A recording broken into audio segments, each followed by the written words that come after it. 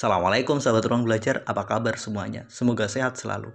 Ketemu lagi dengan saya Eko Prasetyo, selamat datang di channel Ruang Belajar. Kekecewaan, kesedihan, bahkan mungkin kemarahan menjadi ekspresi yang dilimpahkan oleh sebagian besar rakyat Indonesia atas gagalnya Indonesia menjadi tuan rumah Piala Dunia U20. Kondisi ini benar-benar menjadi sebuah pukulan yang sangat berat. Ada begitu banyak kerugian yang terjadi di dalamnya, mulai dari kerugian non-finansial sampai dengan kerugian psikologis yang dialami oleh para pemain, para pemuda, bahkan mereka yang mungkin sedang membangun mimpi menjadi pesepak bola profesional di Indonesia. Kegagalan yang dialami Indonesia untuk menjadi tuan rumah Piala Dunia U20 ini adalah sebuah kegagalan yang sangat-sangat menyakitkan.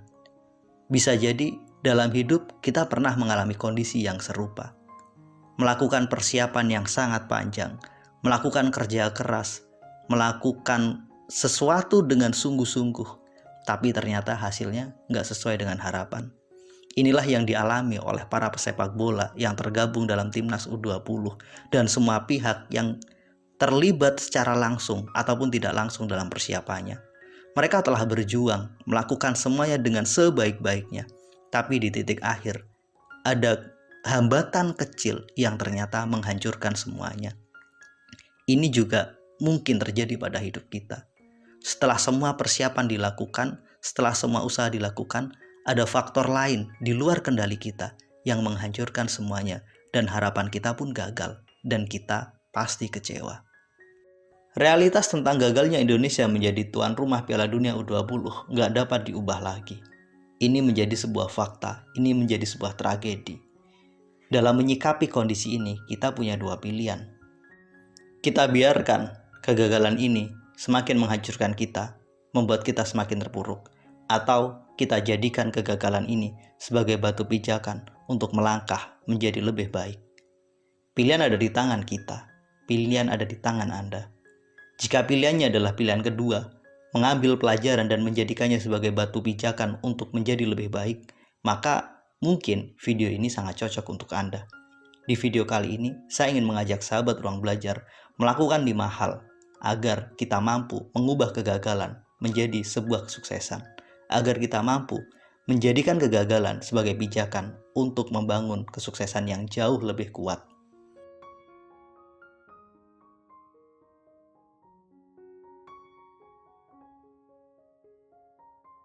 Langkah pertama agar kita mampu menjadikan kegagalan sebagai sebuah loncatan besar untuk kesuksesan kita di masa mendatang adalah terimalah realita yang ada hari ini. Terimalah kegagalan itu. Kita harus ridho terhadap keputusan Allah.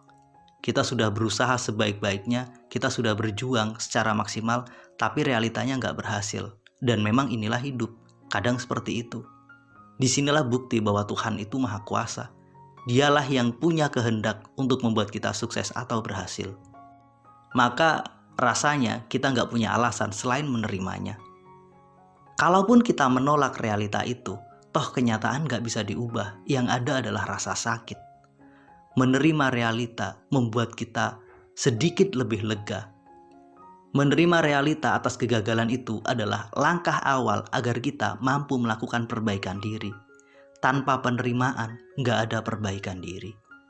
Kecewa, sedih itu wajar. Siapa sih yang nggak sedih, yang nggak kecewa ketika kita mengalami sebuah kegagalan? Satu hal yang harus kita pahami, keputusan untuk menerima realitas bukan berarti kita nggak kecewa. Kecewa, sedih itu wajar dan itu boleh, selama nggak berlebihan dan selama nggak merugikan orang lain. Kalaupun kita ingin mencurahkan kekecewaan kita, silahkan, karena memang itu bagian yang kita butuhkan. Tapi kita jangan pernah menolak realita itu. Terima realita itu, dan jangan pernah menolaknya.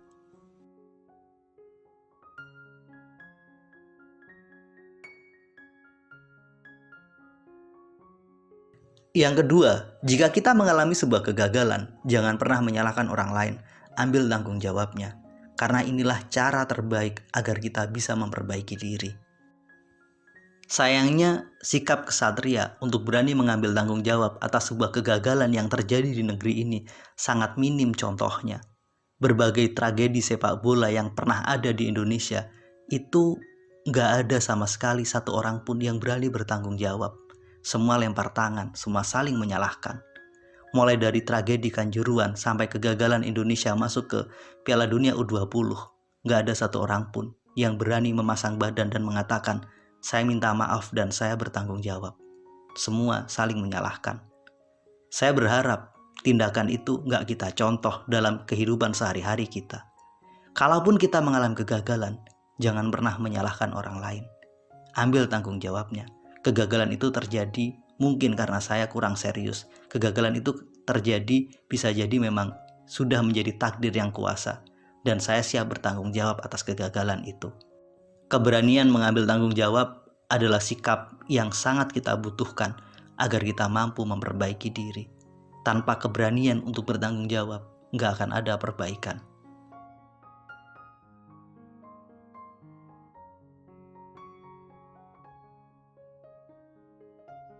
Langkah ketiga, ambil pelajaran. Jika sahabat semua mengalami sebuah kegagalan, coba cek pelajaran apa yang diberikan Tuhan untuk saya atas kegagalan yang terjadi ini. Pelajaran ini yang kemudian kita jadikan bekal untuk memperbaiki diri. Pelajaran ini yang akan mendewasakan kita. Sayangnya, lagi-lagi, dalam kehidupan sepak bola Indonesia, kadang kemampuan untuk mengambil pelajaran dari sebuah peristiwa itu sangat minim. Walaupun begitu, secara pribadi kita harus selalu mampu mengambil pelajaran, baik dari kegagalan yang kita alami ataupun mungkin kegagalan yang dialami oleh orang lain. Ini penting. Mengambil pelajaran dari apapun yang ada di sekitar kita itu adalah sesuatu yang sangat bermanfaat. Nggak perlu kita mengalami sebuah kegagalan untuk belajar. Kalau bisa, jangan sampai kita gagal, tapi kita bisa belajar dari kegagalan orang lain. Ini sesuatu yang jauh lebih baik. Kalaupun terpaksa kita yang mengalami kegagalan, maka kejernihan pikiran untuk mengambil pelajaran dari kegagalan itu, ini menjadi penentu yang sangat besar untuk hidup kita di masa depan. Semakin banyak pelajaran yang kita ambil, semakin banyak bekal yang kita bawa untuk perbaikan di masa mendatang.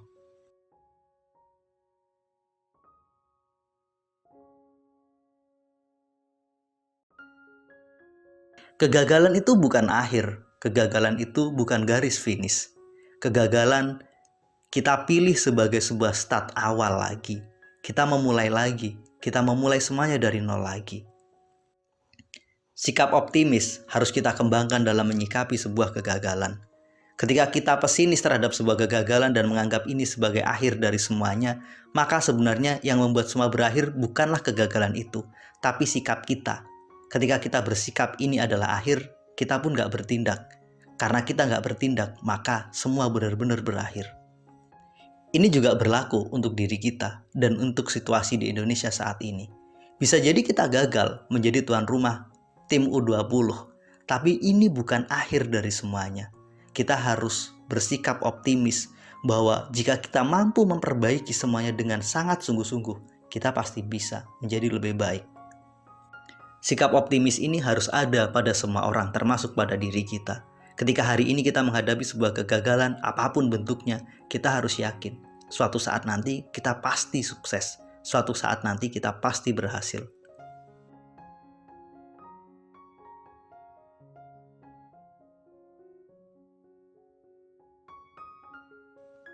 Yang kelima dan yang terpenting, bertindaklah. Ketika setelah mengalami kegagalan kemudian kita berhenti, maka selamanya kita gagal. Tapi ketika kita mengalami kegagalan kemudian kita mau menerima, mau mengambil tanggung jawab, mau mengambil pelajaran dan kita tetap mengembangkan sikap optimis, maka kita wajib bertindak. Nggak ada kesuksesan tanpa tindakan. Sukses itu bukan sekedar hayalan dalam pikiran yang kemudian semua bisa tercipta tanpa ada sebuah tindakan nyata. Maka cara terbaik memperbaiki sebuah kegagalan adalah bertindak yang lebih baik. Membuat rencana yang lebih baik kemudian mengeksekusi rencananya. Jangan diam, jangan berhenti. Sedih boleh, tapi jangan berlarut. Kecewa boleh, tapi jangan keterusan. Bertindaklah, lakukan sesuatu sebisa-bisa kita. Lakukan mulai dari hal yang paling kecil dulu. Lakukan dari sekarang. Inilah 5 hal yang harus kita lakukan ketika menyikapi dan menghadapi sebuah kegagalan, agar kegagalan itu menjadi satu bekal, satu perbaikan yang sangat besar manfaatnya untuk hidup kita di masa mendatang. Terima kasih telah menonton, mudah-mudahan bermanfaat. Assalamualaikum warahmatullahi wabarakatuh.